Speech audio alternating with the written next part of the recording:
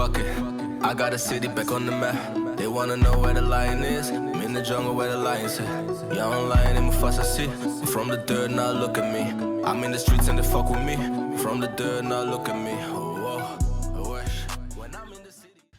Bom dia, boa tarde, boa noite, você que está acompanhando mais um episódio aqui do Futebola Podcast. Meu nome é Gabriel Franco, estamos mais uma vez em mais uma semana, em mais uma data FIFA, para falar de tudo o que aconteceu no futebol durante essa semana, futebol internacional, transferências, Champions League, o nosso futebol nacional aqui, Copa do Brasil, teremos tudo isso e hoje estou trajando aqui a camisa 2 da Holanda de 2018, por quê? Porque chegou um novo rapper em solo brasileiro. A gente vai falar mais dele, Memphis Depay, mas aqui camisa 2 da Holanda, bonito, um azul, não é o tradicional laranja, mas é um bom azul, tem o template da Nike da época de 2018 e agora em homenagem ao novo contratado, né? É o novo camisa 9 do Coringão, não vai ser a 9 ainda, não tá definido, mas é o atacante do Coringão aí. Vamos ver se vai dar certo, mas vamos falar disso logo mais. Começaremos a falar, já que falamos de Depay, já que estamos falando de Europa, com uma análise aí da Champions League. Semana passada comentamos que teve o sorteio, que definiu o caminho, porque agora a Champions League não tem mais fase de grupo, é a fase de liga, o caminho das equipes que vão se degladiar aí para passar para a fase de playoffs. E agora vamos começar uma análise rápida dos favoritos, a começar por quem, diretor? Alemanha com Bayern de Munique. Bayern de Munique que mudado, novos ares, né? Ano passado, na última temporada, não conseguiu ganhar nada. Harry Kane passou mais uma temporada sem títulos. Acho que não vai ser o caso desse ano, porque o Bayern de Munique passar 2 temporadas sem ganhar nada é algo muito improvável. E vem com contratações. Vem com Olise do Crystal Palace aí, ex-jogador do Crystal Palace, do John Textor. Ótimo ponta, vai ajudar bastante ali na composição de ataque. Temos o João Palhinha, que já era uma negociação que o Bayern de Munique vinha tentando há tempos com o Fulham. Não conseguiu por causa do limite da janela de transferências da temporada passada e agora contratou um cara que realmente vai servir muito para esse Bayern, uma peça que estava precisando. Tem muito time aí precisando de um primeiro volante como o Palhinha, até no caso do Bayern de Munique, liberar Kimmich e ter outras peças aí que vão ser úteis com o Palhinha no meio campo defendendo tudo. Confuso esse negócio dessa Champions, hein? Confuso, mas vai dar pra entender. Vai dar pra entender. Cada time vai enfrentar 8 adversários e aí pega a tabela, a partir da tabela de 1º ao 16º tá classificado, do 17º ao 24º vai brigar com os outros numa fase de playoffs pra ir avançar pras oitavas de final. Logo a Copa de 2032 vai ter aproximadamente 180 seleções e eu acho que vou usar esse método aí. Vamos ver como é que será. Voltando aqui, Bayern de Munique. Novas contratações, mas a principal é do Kompany, que é mais um filhote de Guardiola, mais um técnico que é inspirado pelo espanhol, pelo Guardiola. Estilo de jogo mais ou menos parecido, de mais posse, é um jogo diferente do Bayern de Munique, é um técnico novo, técnico com pouca experiência ainda, mas que tem futuro. Vamos ver como será esse Bayern de Munique aí, que não vem tão favorito quanto nas outras temporadas, mas é sempre o Bayern de Munique, é sempre uma forte candidata ao título. Outro que mudou bastante é o Borussia Dortmund. Borussia Dortmund que perdeu peças como o Reus, que tá agora na MLS, o Füllkrug também perdeu, o atacante, o 9, quando ele tá feio esquece, perdeu o Hummels, é um todo reformulado aí, Borussia Dortmund, que vem com novas peças, vem com Ian Couto, lateral direito brasileiro que se destacou pelo Girona, subiu um pouco de patamar e quem sabe sirva para evoluir ele como jogador e preparar para a nossa seleção brasileira. Cabelinho rosa é esse? O cabelinho rosa. Ian Couto, o cabelinho rosa, ele mesmo. Muitas perdas e acho que dessa vez não será um Dortmund, já não era um time para ser finalista de Champions, né, pela bola jogada e tudo mais. Claro que mereceu, porque se chegou na final é porque bateu os adversários, mas não é o melhor futebol jogado, não chega como favorito, perdeu a referência no ataque, perdeu a referência de clube, que era o Reus, perdeu a referência na defesa, então é um novo reformulado Borussia Dortmund, que acho que vai chegar não como favorito, vai ter que calcar muito aí, vai ter que caminhar muito para chegar onde chegou na final da Champions. Outro que destacar aí, da ótima temporada que fez na temporada passada e se classificou para a Champions, outro alemão, é o Bayer Leverkusen, do Xabi Alonso, que ganhou uma Bundesliga invicta, sensacional, quase que levou a tríplice coroa, né? Ganhou ali a tríplice coroa porque não disputou a Champions League. Ganhou a DFB Pokal, que é a Copa da Alemanha, a Bundesliga e perdeu na final da Atalanta com o hat-trick do Lookman aí, que apareceu entre os 30 melhores do mundo. Perdeu e agora vem para uma nova temporada mantendo o Xabi Alonso, que foi a maior conquista dessa equipe. Conseguiu manter a maioria, a base do time foi mantida, o que é muito bom, que é até uma confiança dos jogadores no próprio Xabi Alonso, né? Vem com algumas reposições e tal, mas basicamente é o time que a gente já tá acostumado. A maior mudança talvez seja porque agora o Bayer Leverkusen não é mais uma surpresa. Todo mundo do mundo da bola já sabe como o time joga, já sabe como se propõe com bola e sem bola. Continua sendo aquele time agudo, continua sendo um time que tem no Wirtz a grande capacidade criativa, que tem nos alas grandes pontas do time, né, com Grimaldo e Frimpong. É um time muito forte, vai chegar bem, acho que tem condições de ir longe, não vejo ganhando, até pela inexperiência em Champions League, mas pode ter sim uma boa atuação. Eu vejo passando de fase sim, indo para playoffs, para as oitavas de final. E agora, saindo da Alemanha, vamos para Espanha, com o técnico alemão. Hansi Flick, ex-técnico do Bayern de Munique, aquele do 8-2, tá no Barcelona e já começou muito bem, já ganhou o prêmio de melhor técnico do mês na La Liga. E o time do Barcelona tá revolucionando com o Hansi Flick. É claro que é muito cedo, mas a gente tem peças como o Yamal, que já é o jogador com mais assistências no ano de 2024 no mundo. A gente tem o Rafinha, que vem se descobrindo como um 10, como um ponta de lança, que consegue cair para os lados. É um time mais agudo, é um time mais maldoso, no bom sentido da palavra, que busca mais o gol, que chega com mais perigo à área adversária. É um time com mais velocidade na progressão, que continua mantendo a posse de bola, mas tem menos desapego a esse toque mais lento, a um controle maior e visa mais o jogo realmente visando o gol, faz ataques mais rápidos. É um bom Barcelona que não teve grandes contratações, teve aí o Dani Olmo, que pra mim é acertadíssimo, mas o Barcelona tem um elenco curto, então a gente vai ver, porque só contratou o Dani Olmo, o Pau Vitor também. O Barcelona teve a lesão do menino da base, Marc Bernat, que vai ficar 1 ano fora aí por causa de problema no ligamento cruzado. Mas é uma equipe que tá melhor, que tem no técnico uma nova revolução. Vejo esse Barcelona com mais força para chegar mais longe. Não é o grande favorito a vencer, até por causa de um elenco curto. É um Barcelona ainda em reconstrução, ainda assim. Mas não é o grande favorito. O grande favorito também tá na Espanha. O grande favorito é o Real Madrid. O Gundogan saiu do Barcelona? Saiu do Barcelona. Ele foi o melhor jogador da última temporada do Barcelona, mas teve as questões financeiras de escrever jogador. Teve o fato de também... Dizem, né, que o clima dentro do Barcelona já não estava tão bom, porque ele já tinha reclamado do Araújo quando o Araújo foi expulso contra o PSG, o Araújo não gostou muito, tinha umas divergências ali dentro do elenco, e aí ele quis voltar para o Manchester City, que é onde ele estava, né, antes de ir para o Barcelona, e é onde ele passou vários anos, peça importante do Guardiola. É um queridinho do Manchester City, e o Manchester City, claro, recebeu de braços abertos, porque é um jogadorzaço. Então o Barcelona perdeu o Gundogan, que é uma grande perda aí para a próxima temporada. E também não conseguiu fazer algumas reposições que queria, né? Não conseguiu contratar o Nico Williams, por exemplo, que ajudaria bastante ali na ponta esquerda. De novo, é um elenco curto, teve a falta do Ansu Fati, que a gente não sabe como que vai ser. Temos garotos da base subindo, temos o Vitor Roque, que saiu do time por empréstimo para o Betis. É um clube, um elenco curto, mas eu vejo o Barcelona com mais capacidade de melhora do que o do ano passado, de evolução. Acho que vai ser, sim, um melhor time, mas não é o favorito. O favorito é o Real Madrid. Primeiro, porque o Real Madrid, quando se trata de Champions League, quase sempre é o favorito, né, por ser o Real Madrid. Segundo, que já é um time campeão, o atual campeão, fez uma grande temporada passada e ainda ganhou Mbappé. Ganhou o Endrick também, mas o Endrick é muito jovem, tem muito ainda a trabalhar e evoluir, mas ganhou o Mbappé. É claro que esse começo de temporada não é como esperado. O time ainda não vem se achando. O Bellingham talvez seja o cara que mais vem entendendo esse novo Real Madrid. Machucou, ficou fora de alguns jogos. O Valverde é meu destaque principal desse começo de temporada. Vem substituindo o Toni Kroos na função de ter mais a bola, de rodar, de escolher o tempo do jogo. Ele vem fazendo esse papel. É claro que ele não é o Toni Kroos, porque ninguém é o Kroos, mas tem grande capacidade de aprender. De novo, é um muito jovem jogador, fez assistência aí no último jogo, ótimo jogador uruguaio. E o Real Madrid, de novo, chega como favorito para ser campeão da Champions. Com o técnico da seleção brasileira, né?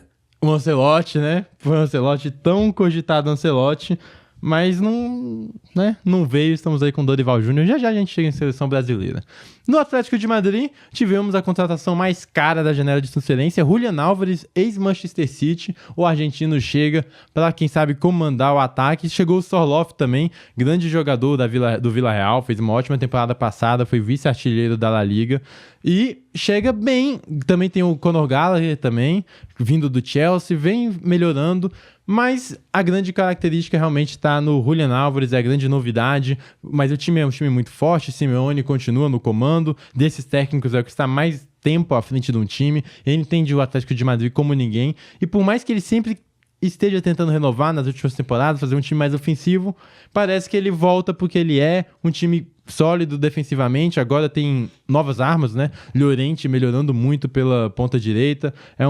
Pela ala direita ali, o Llorente jogando. É um time que vai ser chato de encarar, porque o time de Simeone já é chato, foram boas contratações, reforçou o meio campo, reforçou o ataque. Também não encaro como o favorito, mas também totais condições de passar para a próxima fase e começar a preocupar. Esses times todos que eu tô falando, o objetivo deles é mais ou menos chegar nas quartas de final, porque aí, a partir daí, tem que ter a sorte do cruzamento, chaveamento, é o mata-mata. Então, geralmente, o planejamento dessas equipes é realmente chegar nas quartas de final. E agora, vamos para Inglaterra. Na Inglaterra, a gente tem Manchester City, claro, atual campeão inglês, 4 vezes, feito heróico na Inglaterra, 4 vezes campeão seguido da Premier League. Vem com novidades. Gundogan, como o diretor bem lembrou, saindo do Barcelona e voltando para um contexto de Manchester City, já está habituado, não precisa de tanto para se reencontrar. Temos o Savinho, outro do Girona, assim como o Ian Couto, sobe uma prateleira e começou muito bem a temporada, pode jogar pela direita, pode jogar pela esquerda, é um jogador incisivo, um jogador de 1 contra 1. Muita gente na Europa está comparando ele ao Mahrez por fazer uma função parecida, de ser um cara de drible, de ser um cara mais plástico. Temos também aí saídas, né? Mas as saídas já tinham ido embora. Por exemplo, o Cancelo foi para a Arábia Saudita, mas já não jogava no Manchester City, era do Barcelona que sofreu com essa saída, mas Barcelona repôs com o Balde, que já era um cara que sofreu lesão, voltando um garoto novo. Enfim, Manchester City, esse sim, favorito, na minha opinião, ali tá junto com o Real Madrid, porque é a melhor equipe do mundo, tem o melhor técnico do mundo. Então, assim, descartar o Manchester City é loucura, é um time que vai vir com tudo aí pra passar, e quando se trata de liga, fase de liga, é onde o Guardiola vai melhor ainda, então eu vejo passando sem dificuldade nenhuma. Agora vamos para outro que incomodou o Manchester City, outro que tem ali uma veia de Guardiola, que é o Arsenal.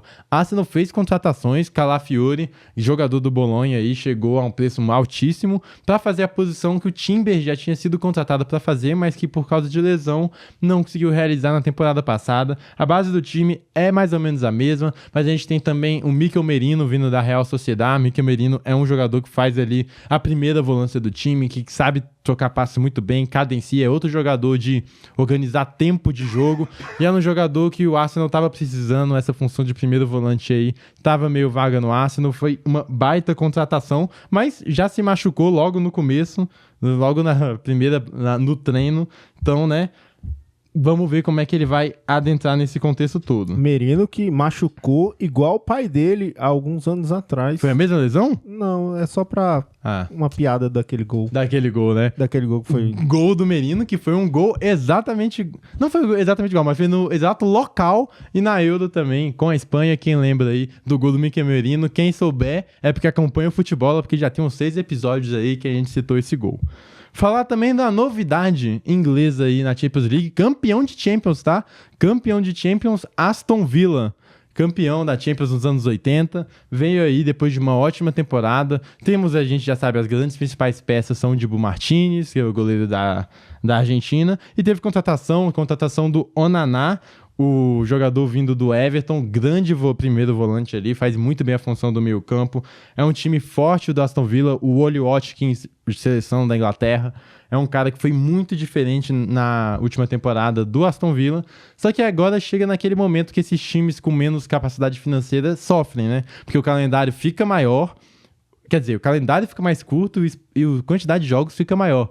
Então, às vezes, o time, por ter que se preocupar com Champions League, com Premier League, às vezes tem lesões e não consegue acompanhar os dois. Foi o caso do Newcastle, que tinha feito uma ótima temporada, se classificou para Champions, mas na temporada de Champions sofreu muito na Premier League por causa de calendário, começou a não poder ter todos os seus jogadores presentes nos jogos, e aí sofreu muito na Premier League e não conseguiu a classificação. Vamos ver como é que esse Aston Villa de Unai Emery vai se lidar. O Unai Emery, que é um grande mago da Europa League, né? O vencedor com o Villarreal, vencedor várias vezes com o Sevilha. Vamos ver na Champions League como é que vai ser o Unai. Do grande Emiliano Martinez. O Dibu, que tá aí concorrendo para melhor goleiro do mundo, acha até que vai ganhar. Não é o melhor goleiro do mundo, mas a temporada dele foi boa, campeão da Copa América, enfim. Esses prêmios individuais é meio complicado de falar, porque, por exemplo, ele não é melhor que o Alisson, não é melhor que o Ederson, ele é segunda, talvez terceira prateleira de goleiros do futebol mundial, mas a temporada dele é bom, na seleção argentina se transforma e foi personagem fundamental pro Aston Villa conseguir ir pra Champions League. E agora vamos falar de Liverpool que também teve contratações novas, chegou o goleiro Mashmashvili da Geórgia, mas assim, não vai ser o titular ainda é o Alisson. Chegou o Chiesa, que foi uma ótima oportunidade de mercado. O Barcelona, como eu disse, não conseguiu contratar o Nico Williams, foi atrás do Chiesa, mas por capacidade financeira, chegou no Liverpool, chegou bem, vai ajudar bastante, mas a base do time é mais ou menos a mesma. A novidade fica para o técnico Arne Slot, que chega para substituir o Klopp e vem fazendo muito bom trabalho nesse começo de temporada, já que é o time que mais cria chances a gol e é um time que menos cede chance a gol para o adversário. Então, acabou de ganhar um clássico contra o Manchester United, baita time, Arne Slot vem fazendo um baita começo de trabalho, a gente vê veias do Klopp, mas de um técnico que tem ali um pé no guardiolismo também, mais controle do jogo, é um rock mais clássico. Se o Klopp já foi um heavy metal, o Arne Slot é um Beatles. É um Beatles, que já é da cidade de Liverpool, né? Tá bem. O careca, mais um careca pra lista de grandes técnicos aí, Arne Slot. E assim a gente fecha a Inglaterra. Da Inglaterra vamos pra Itália. Temos Juventus, do técnico Thiago Motta, o brasileiro, o ítalo brasileiro Thiago Motta, vem fazendo um trabalho mais interessante do que era do Allegri, porque o trabalho do Allegri era triste. Olha aí a contradição, o trabalho do Allegri era muito triste, era um time que fazia muito poucos gols, era um time que, relutava para chegar no campo de ataque, e o Thiago Motta vem tentando mudar isso, já meteu goleadas, já vem com um trabalho mais animador. O ex-técnico do Bolonha, que também tá na Champions aí, pela primeira vez, chega numa Juventus que processo de reformulação. De novo, saiu o Chiesa, o Thiago Motta meio que chutou o Chiesa, mas fez boas contratações, principalmente pro meio campo, contratou o Koop Mainers, contratou o Douglas Luiz também, o brasileiro Douglas Luiz, Vasco, mais um do Vasco, Kefren Turan, irmão do outro Turan e filho do Turan, lógico, né, da França, jogador da França. Se um dos filhos tá na Inter de Milão, atacante, o outro é o meio campista, tá na Juventus, vem diferente aí, veio uma Juventus mais solta, uma Juventus que vem no Vlahovic, uma grande peça de ataque, que tem uma força ali, tem um potencial muito bom para crescer com o Thiago Motta, que é um ótimo prospecto de técnico aí, um dos que tem mais escala para evoluir. O Milan vem mais ou menos igual, não mudou muito, contratações nada demais, mas vem aí com o Pulisic, vem com o Rafael Leão, vem com um time que decepcionou um pouco temporada passada e esse não coloco entre os favoritos, eu acho até, sei lá, me encanta menos esse começo de temporada do que a Juventus, por exemplo. Então acho que é um time que vai sofrer para passar das primeiras fases. Vamos ver como é que vai chegar esse Milan mais para frente, mas eu não vejo grande prospecto de melhora e de, meu Deus, vai ser surpresa. A Inter de Milão, sim, tem mais capacidade, fez uma ótima temporada passada, ótima. Foi dos melhores times da temporada, talvez ali terceiro, quarto melhor time, sei lá, atrás de Real Madrid, Leverkusen, Manchester City, aí pode vir a Inter de Milão, foi eliminada muito cedo com gol de quem, diretor, nas oitavas de final? Memphis Depay, eliminou, o nome dele tá aqui, ó, no programa. Eliminou o time da Inter de Milão, que jogava um futebol muito melhor do que o do Atlético de Madrid na época, mas o mata-mata aí pra isso é matar ou morrer, então assim,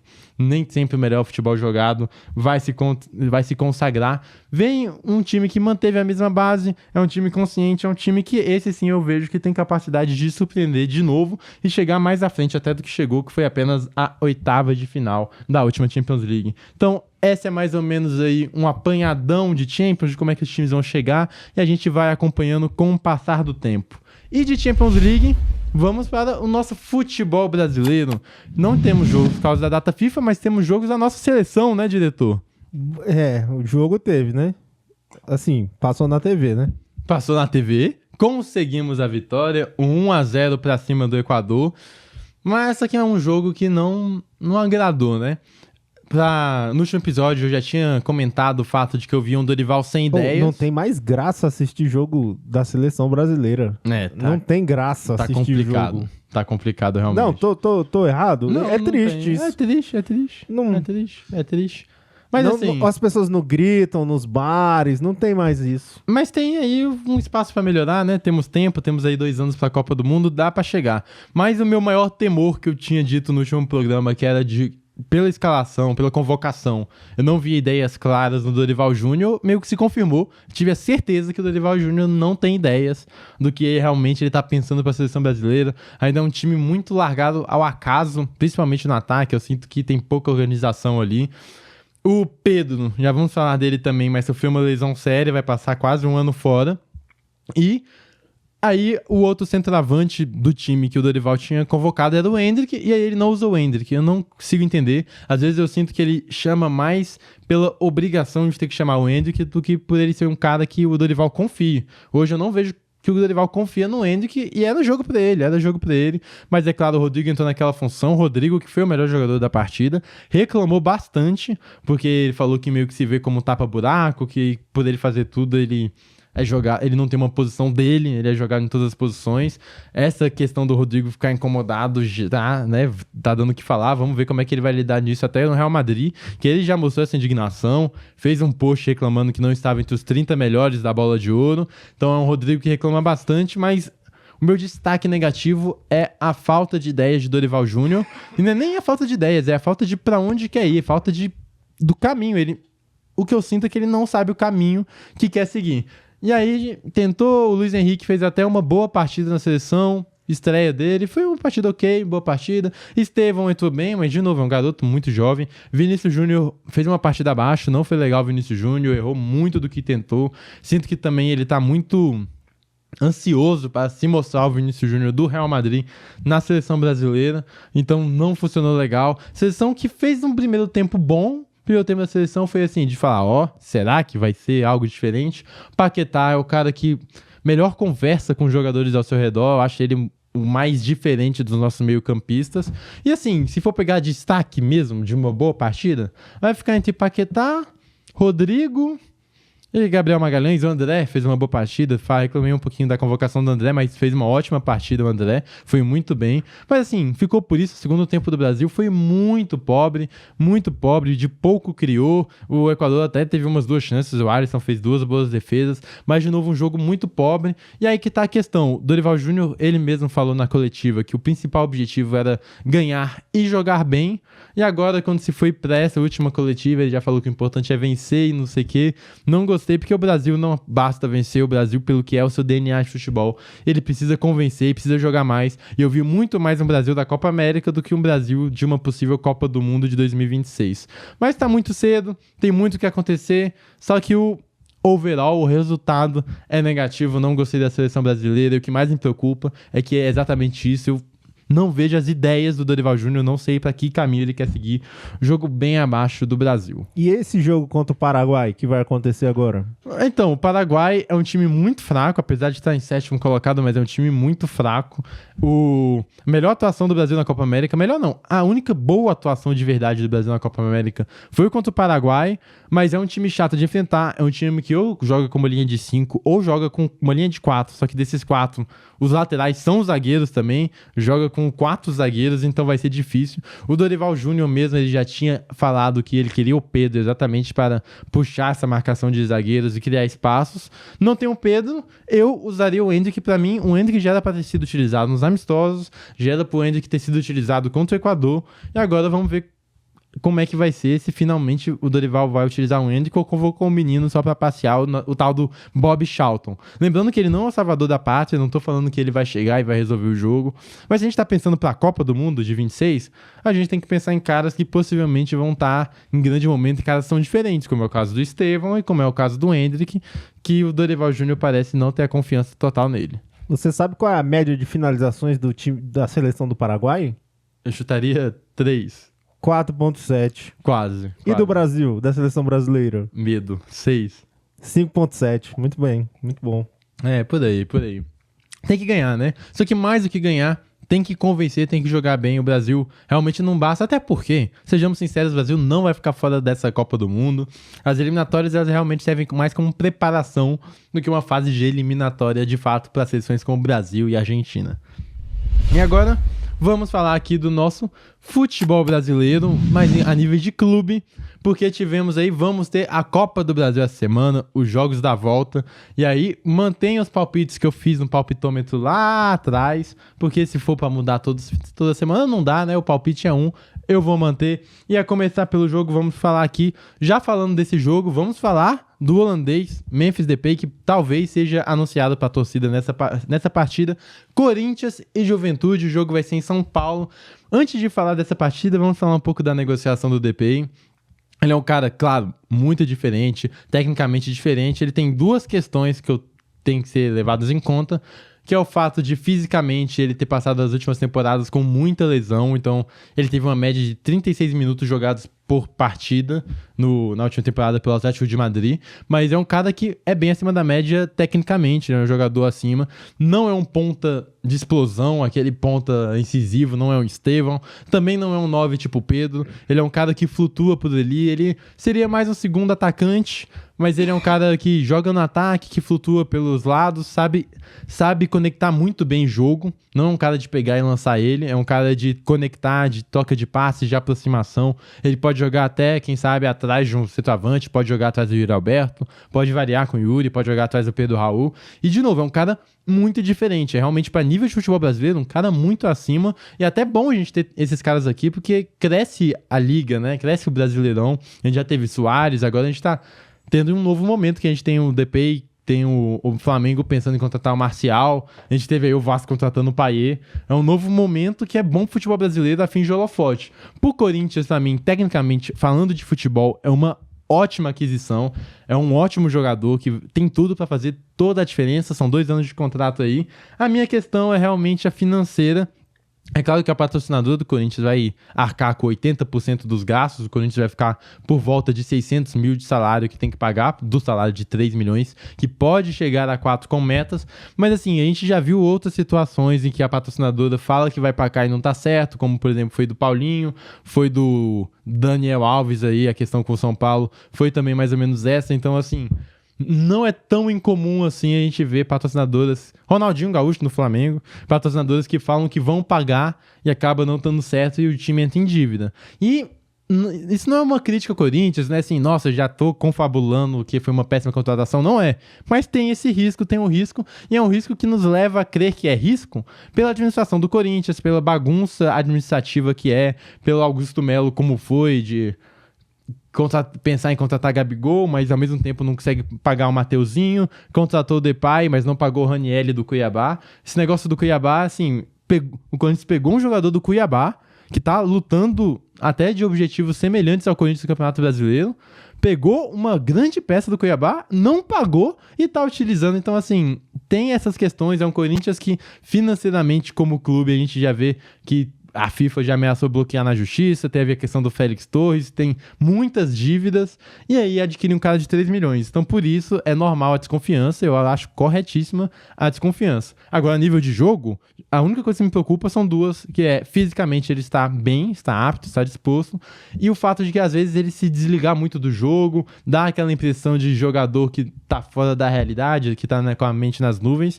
O Depay tem isso, realmente, o Memphis, ele tem essa questão, mas se ele tiver focado, se ele entender o que é o Brasil, entender a importância da competitividade, do tamanho que é o Corinthians, do tamanho que é a Fiel, vai render muito bem. Só que é aquilo, né? Por mais que ele renda, qual seria a melhor das hipóteses do Corinthians esse ano? Ganhar uma Sul-Americana e escapar do rebaixamento? Então, tipo, também não... Entendeu?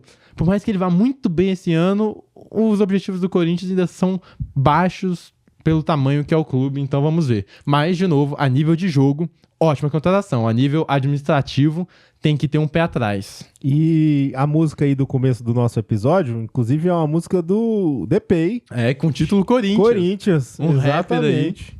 O rapper Memphis, vamos chamar de Memphis, é que tem que acostumar a chamar de Memphis, que ele não gosta de ser chamado de Depay por causa da situação com o pai dele, ele sofreu o abandono do pai logo cedo, então ele só usa Memphis na camisa. Tem que acostumar, mas a gente vai acostumar aí com Memphis no Corinthians. Até agora eu não me acostumei, mas assim, a nível de jogador, baita contratação, a nível de financeiro e administrativo, tenho medo do Corinthians aí de Augusto Melo, viu? Tenho medo. E artisticamente? Artisticamente, bom. Gostei, vou valorizar. Acho que ele fazendo um feat com o Lil Gabi ali ficaria uma baita dupla musical. Pescoço e Depay. Pescoço e Depay. Outro que pode estar chegando aí ao futebol brasileiro é o Talisca, no Botafogo, que também é rapper. Então a gente pode ter aí uma collab aí, Talisca, Depay, Memphis e o Lil Gabi. O Gabigol não. O Gabigol é focado no futebol. Ele só joga bola. O Lil Gabi que é mais da festa aí. E falando, aproveitar que a gente tá falando de Lil Gabi, Flamengo que vai depender muito do Gabigol, vai depender bastante, porque o Pedro vai passar um ano fora quase, e aí é a questão da mística, né? O Flamengo tá avaliando a contratação do Marcial, vamos ver como é que vai ser, só que, de novo, é caro, e aí eu acho um risco, do mesmo jeito que ainda pior, porque o Flamengo é um time que tem essas... A gente sabe que tem condições de pagar grandes salários, mas mesmo assim eu acho um risco trazer o Marcial, por ser um cara de muitas lesões, um cara que não conseguiu se estabilizar na carreira, e o Flamengo que tem um problema com lesão, você trazer um cara pra repor alguém que tem problema com lesão, pra mim é muito arriscado, eu apostaria no Gabigol, e aí o Tite tem que mudar seu jeito de jogar, porque hoje... Pro Flamengo, acabou a temporada. Porque o Pedro, ele não é só o maior artilheiro do clube na temporada, não é só o maior assistente do clube na temporada. O jogo do Flamengo se baseia no Pedro, a saída de bola é no Pedro, é lançar o Pedro pra ele baixar e sair jogando. Então o Flamengo vai ter que mudar toda a sua estrutura de como pensa futebol. O Tite vai ter que mudar como pensa futebol. E eu apostaria no Gabigol, porque assim... Não vem na minha cabeça que é o momento de arriscar tudo no Marcial. Pode dar certo? Pode dar muito certo. Eu até torço pra que dê. Mas, assim, não sei se vale o risco. Isso, pra você ver como é que a situação do Memphis eu acho delicada. Porque se no Flamengo eu acho que o risco é alto, imagina o Memphis no Corinthians. Apesar de que, futebolisticamente, ele quase certeza que tem muito mais a entregar que o Marcial. Agora, voltando aqui, Corinthians e Juventude... Eu ainda acho que passa a Juventude, talvez pelo fato do Memphis no Corinthians pode dar um ânimo aí, mas eu tô com Juventude, acho que vai passar. Flamengo e Bahia, Flamengo realmente tem essa questão do Pedro. Minha opinião, a temporada do Flamengo já meio que foi pro ralo. Acho muito difícil de ganhar algo brasileiro, dificílimo de ganhar. A Copa do Brasil eu até acho que é a competição que o Flamengo tem mais capacidade, assim, até pelos confrontos, até por já estar numa fase avançada, e a Libertadores muito difícil. Mas aqui eu acho que passa do Bahia, e aí chega bem pra pegar ou Juventude ou Corinthians. Será a 14ª derrota de Rogério Ceni para o Flamengo. E assim, tem que ganhar, nenhum empate basta dessa vez pela derrota que foi lá na Bahia.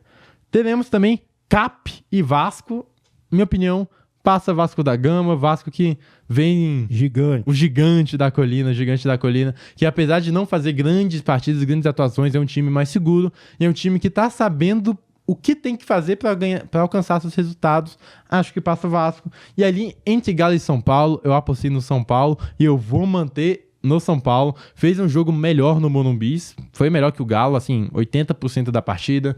Mereceu mais a vitória, é claro, de falar de merecimento no futebol é complicado, mas assim, teve mais finalizações, jogou mais, só que futebol é aquilo, se você não mata, a bola pune, a bola te maltrata. Foi assim com o Bahia, que foi maltratado depois de jogar melhor, foi assim com o São Paulo, que foi maltratado depois de jogar melhor, sofreu um gol do Galo. Vai ser mais difícil, vai ter que reverter fora de casa, mas aqui eu ainda acho que vai dar São Paulo nessa situação.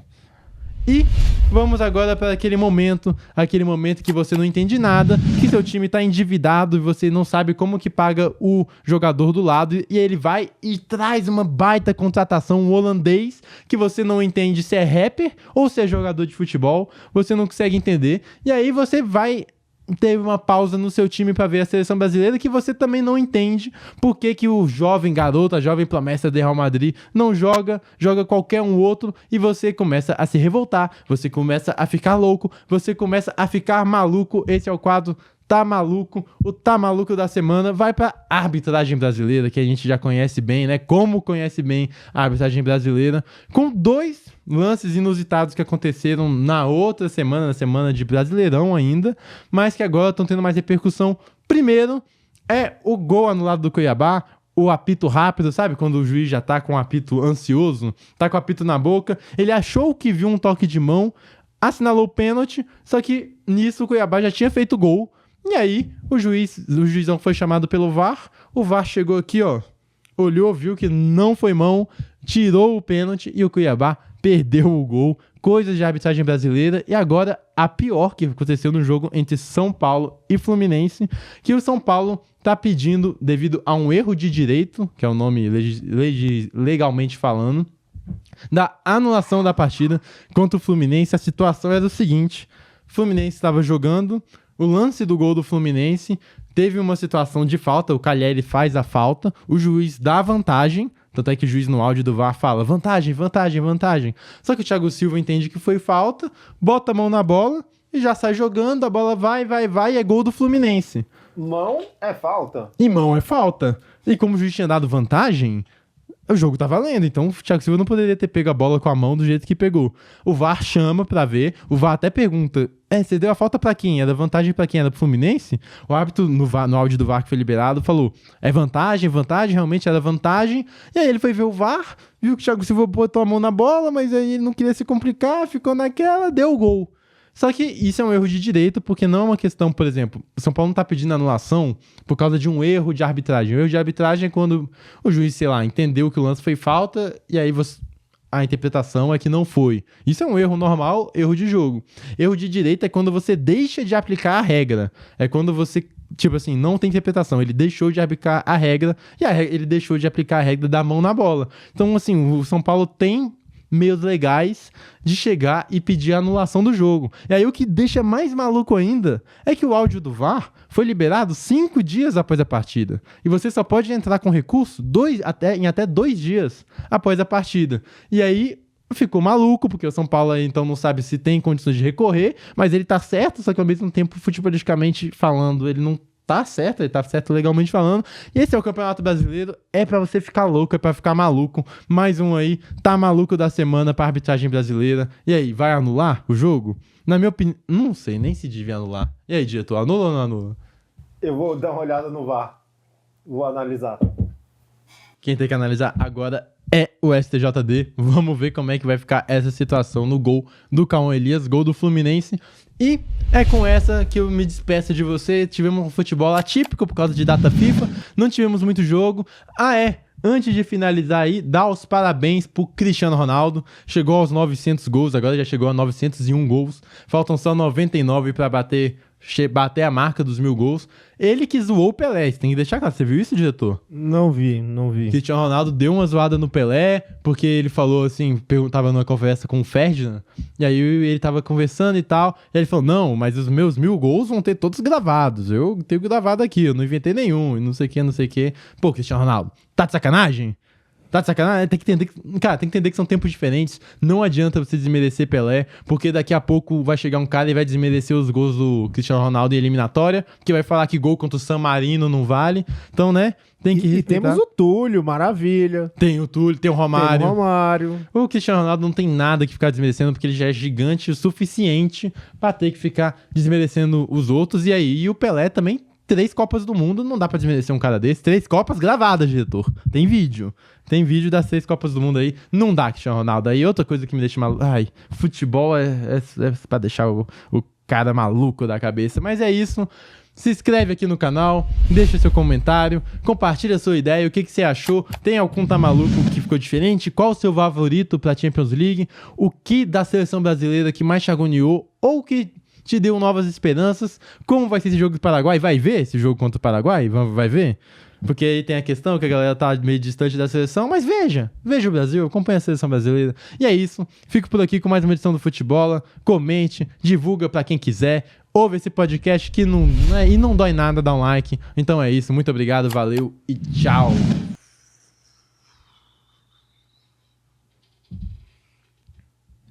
A bola do Cuiabá. Pô, não dá, né? Coitado, quando o time tá numa situação complicada, tudo dá errado, né? Como é que pode? Essa semana eu vou ouvir o DP. Tem que ouvir o Memphis. É bom no rapper, tá? Bom.